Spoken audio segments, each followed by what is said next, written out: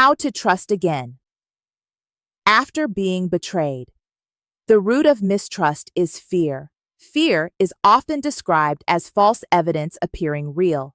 But here's the truth most people miss. After betrayal, the fear isn't false, it's learned. When we're hurt in the past by someone's words, actions, or behavior, we don't stop trusting randomly. We stop trusting specifically. A person shows us who they are, not once, but through repeated behavior. And eventually, we take that behavior at face value. When words and actions don't align, trust weakens. When the behavior repeats, belief disappears. That's not fear controlling you. That's awareness forming. The problem is, once mistrust is learned, we don't just apply it to the person who hurt us. We apply it to everyone who gets close to us, especially in romantic relationships. Instead of allowing a new person the space to show us who they are, we quietly place them in the same category as the person who hurt us before. We don't give them a chance to earn trust. We put our guards up immediately. We lead with suspicion instead of curiosity. This is where fear shows up again. False evidence appearing real. Not because danger is actually present, but because the feeling feels familiar. We become afraid of someone who has nothing to do with the past, simply because we're feeling again. There's a saying I use often. Once you've been bitten by one dog, you become afraid of all dogs. And the same thing happens in love. Once you've been hurt by one person, you start fearing everyone who has the potential to make you feel something. So we walk around shielding our hearts from the very thing we're here to experience, love. And yes, you should pay attention to signs that don't serve you. You should notice behavior. You should observe patterns. But protecting yourself doesn't mean closing your heart. It means staying open and clear, not delusional because you like someone, not guarded because you're afraid. Clear-minded, open-hearted, aware. When you trust your intuition, not your fear, you're guided in the right direction. Because the truth is this, people can only maintain a facade for so long. Eventually, who someone truly is will appear, not through words, but through behavior. A perfect example is the story of the boy who cried wolf. At first, the town believed him. Why wouldn't they? But each time he lied, the story lost credibility.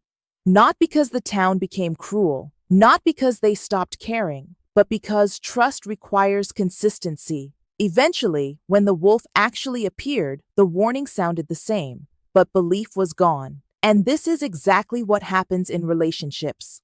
When someone repeatedly lies, betrays, disappears, minimizes, or breaks trust, your nervous system learns. Words are no longer reliable. Behavior is the truth. So when trust feels hard now, it's not because you're broken. It's because your mind and body adapted to reality. Today, we're going to talk about how trust actually rebuilds after betrayal. Not by ignoring the past, but by understanding why mistrust formed in the first place.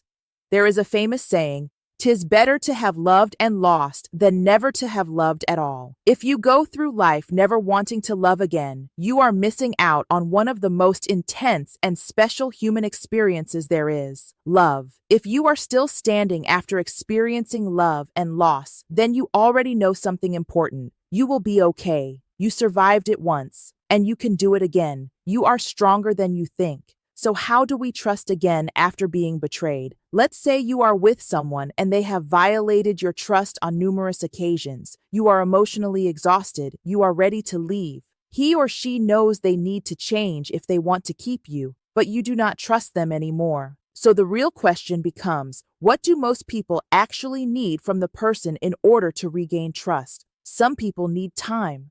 Time to process what happened. Time to understand what is happening in the relationship. Time without pressure to say or do something about the situation. Sometimes that looks like space. Time away from each other. Time without constant conversations. Time simply to heal. Others need something different. They need the person to be genuinely sorry, truly regretful, humble. They need accountability. They need reassurance. They may need promises that the behavior will never happen again. And even then, they still need time. Healing does not happen instantly. It can take weeks, months, sometimes even years. That timeline is personal. Trust is not rebuilt on demand. Now, here is where discernment becomes critical. If you remain focused on the person who betrayed you and keep trusting them without any real change, that is not healing. If he or she has not shown consistent growth, accountability, or change, then why should you trust that person? It would be foolish to do so. Now, if he or she claims they have changed, you must step back and pay attention. Is the change real and consistent, or is it temporary, just enough to rope you back in before the old behavior shows up again? Because that is not change. That is adaptation. They adapt to your needs and wants temporarily in order to get you where they want you again. Be careful. This can become a pattern. They learn how to trap you emotionally, and you keep falling for it. At that point, you cannot trust him or her. All you can do is adapt to their behavior and stop expecting anything different. When someone shows you who they are, believe them. Do not expect anything beyond what they consistently show you. Expectation leads to disappointment. When you stop expecting more than what is demonstrated, you protect your peace. You stop getting emotionally riled up every time he or she does what they always do. That is how you handle the situation when you are still in the relationship and still choose to be there. You find your peace. Now, if the relationship is over and you are moving forward with your life, you must handle this differently. If you are truly moving forward, your mind, body, and spirit must all be aligned. You cannot be moving forward physically while still stuck in fear of being hurt again. At that point, you are not moving forward. You are standing still. Everything else is moving, but you are not. Think of it this way. It is like being sentenced to life in solitary confinement with limited contact. Your crime? You refuse to open your heart and trust again in order to love. And that sentence gives you a life that is emotionally safe, but distant. Limited connection, limited intimacy, limited joy. Is that a life you would truly enjoy living? If you want to release yourself from that prison, you have to start with forgiveness. And I know that is hard for a lot of people to hear. Forgiving someone does not mean what they did was okay. It means you are letting yourself off the hook, not them. Forgiveness releases you from the control they still have over you. When you forgive, you take your power back. You begin to see individuals for who they truly are, not for who fear trained you to believe they might be. You stop projecting the past onto the present. You start letting go of fear and giving people the chance to show you who they are. And then, with clarity, not fear, you decide if they are who you truly want. This is Mama, your AI host. The message you're hearing is not AI generated. It's based on the real ideas, beliefs, and experiences of a mature woman. The bad mama is for entertainment only. Do not follow her. She has issues. The me with issues has hardened her heart. She tells herself she's being strong. She tells herself she's being smart. But really, she's just done trusting. She says, I'll never let that happen to me again. I'm not forgiving anyone. I'm not opening my heart anymore. Her heart becomes hardened, just like Pharaoh's heart in the Bible. And even though sign after sign appears, even though lesson after lesson shows up, she refuses to soften. So the curses keep coming, not because she's being punished, but because nothing can change when the heart stays closed. She keeps attracting the same pain in different forms, different people, different faces, same outcome. Because when forgiveness is refused, fear stays in control. She doesn't trust again. She doesn't love again. She doesn't risk again. She stays emotionally safe, but emotionally imprisoned. Her walls protect her from pain, but they also block love. She thinks she's guarding her heart, but really, she's hardening it. And a hardened heart doesn't heal.